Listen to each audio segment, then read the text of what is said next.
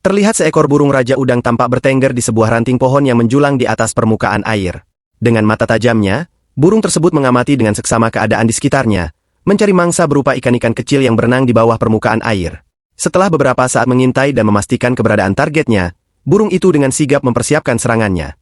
Dalam sekejap, ia meluncur dengan kecepatan tinggi, menukik tajam ke arah air, menciptakan percikan saat paruhnya menembus permukaan untuk menangkap mangsa yang diincarnya. Tindakan ini menunjukkan ketangkasan dan insting alaminya sebagai pemburu andal di alam liar.